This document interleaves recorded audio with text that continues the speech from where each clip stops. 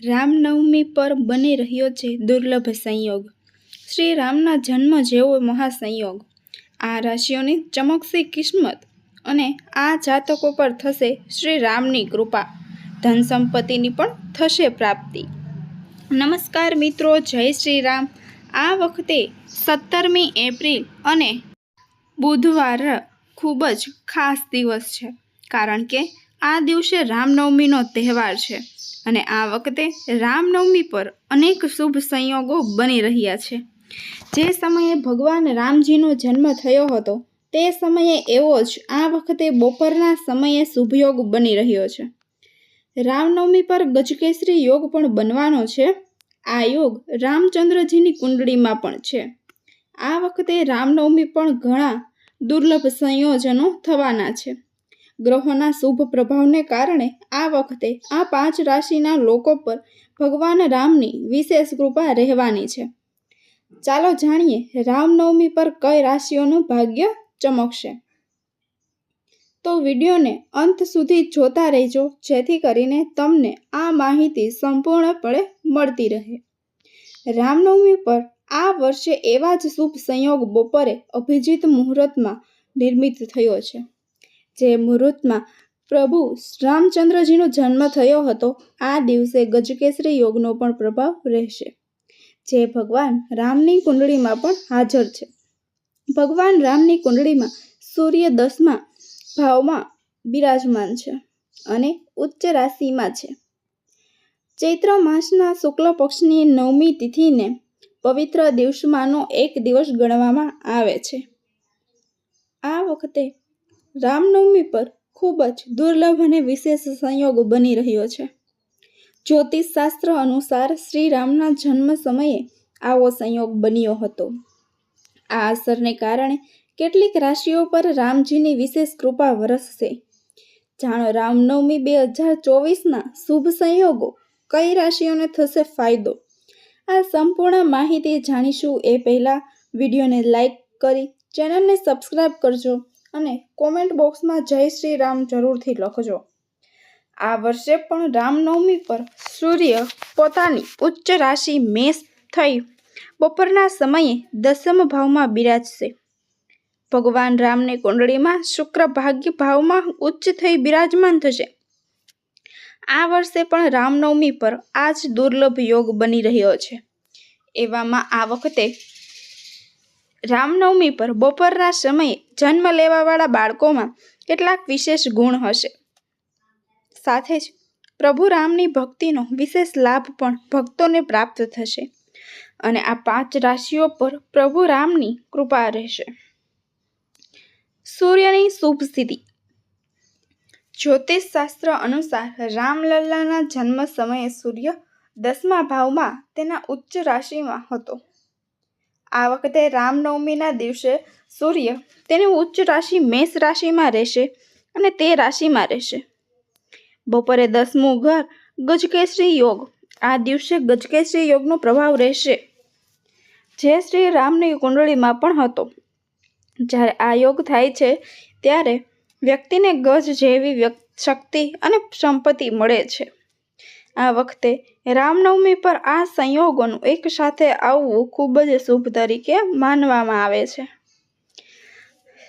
તો 5 રાશિ વિશેની માહિતી આપણે મેળવીશું। નંબર 1, મેષ રાશિ। ભગવાન રામની કૃપાથી તમને આર્થિક લાભ થશે।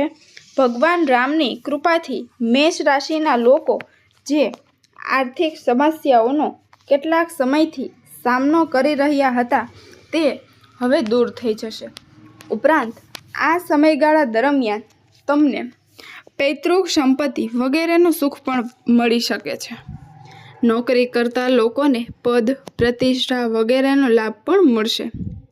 પારિવારિક જીવનમાં ચાલી રહેલી સમસ્યાઓ પણ ભગવાન રામની કૃપાથી દૂર થઈ જશે અને તમારા જીવનસાથી સાથે તમારા સંબંધો પણ પહેલા કરતાં મધુર બનશે।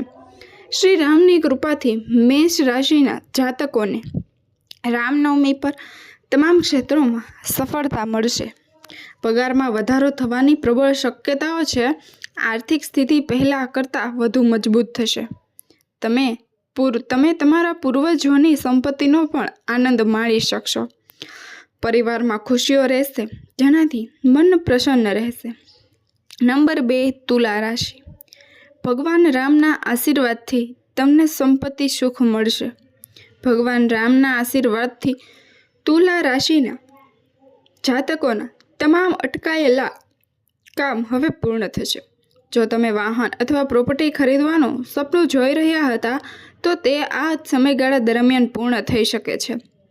પૈસાનું દાન તમારા માટે ખૂબ જ ફળદાયી રહેશે. જરૂરિયાતમંદ લોકોને મદદ કરો. તમને કારકિર્દીમાં ઉન્નતિની નવી તકો પણ મળશે. રામનવમીનો તહેવાર તમારી ખુશીઓનો ડબ્બો ખોલવા જઈ રહ્યો છે. વેપારમાં નવી તકો મળશે. નવા કાર્યની શરૂઆત કરવાની યોજના સફળ થઈ શકે છે. છેલ્લા કેટલાક સમયથી અટકેલા તમામ કામ હવે પૂર્ણ થશે.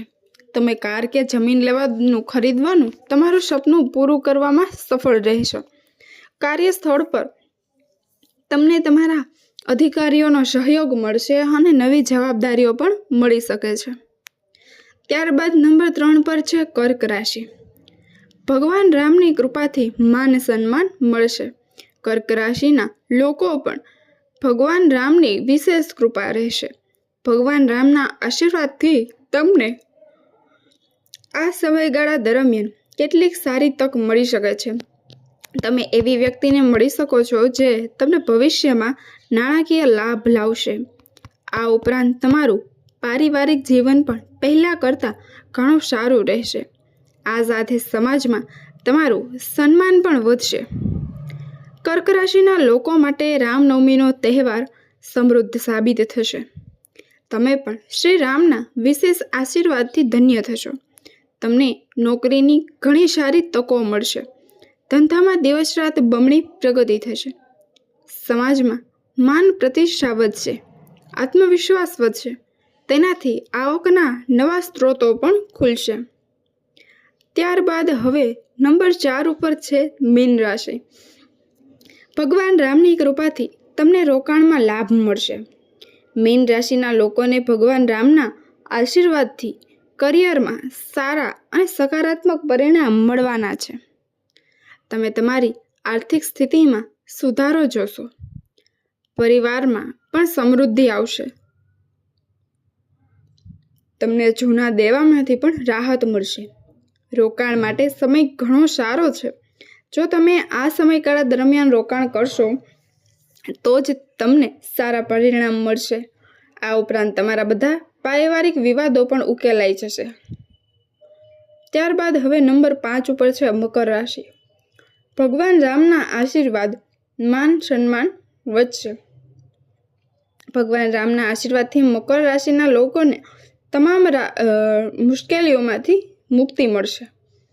તમે કોઈ પ્રિય વ્યક્તિને મળી શકો છો. કોઈ વ્યક્તિ જેને તમે લાંબા સમયથી મળ્યા નથી, તમને પ્રગતિની નવી તકો પણ મળશે. તમને તમારા પ્રિયજનો તરફથી ભેટ અને સન્માન બંને મળશે. તેમજ તમારી સંપત્તિમાં પણ વધારો થશે. તમે ધાર્મિક યાત્રા પર પણ જઈ શકો છો. જો તમને લોકોને આ વિડીયો પસંદ આવ્યો હોય તો વિડીયોને લાઈક કરજો, ચેનલને સબસ્ક્રાઈબ કરજો અને બાજુમાં આપેલું બેલ આઇકનને પ્રેસ કરી અને ઓલ ઉપર સિલેક્ટ કરવાનું ભૂલતા નહીં, જેથી કરીને અમારા દરેક નવા વિડીયોની નોટિફિકેશન સૌથી પહેલાં તમને મળતી રહે. અને કોમેન્ટ બોક્સમાં જય શ્રી રામ જરૂરથી લખજો. અને વિડીયોને છેલ્લે સુધી સાંભળવા બદલ આપ સૌનો ખૂબ ખૂબ આભાર. ફરી મળીશું એક નવા વિડીયોમાં. અને જો આ નવા વિડીયો રોજની રોજ માહિતી મેળવવા માટે અમારી ચેનલને સબસ્ક્રાઈબ જરૂરથી કરજો, જેથી અવનવા તહેવારો ઉપર નવા વિડીયોની માહિતી આપ સૌને પહોંચાડી શકીએ. ફરી મળીશું એક નવા વિડીયોમાં. ત્યાં સુધી આપ સૌનો ખૂબ ખૂબ આભાર અને આ ચેનલ ઉપર બન્યા રહેજો.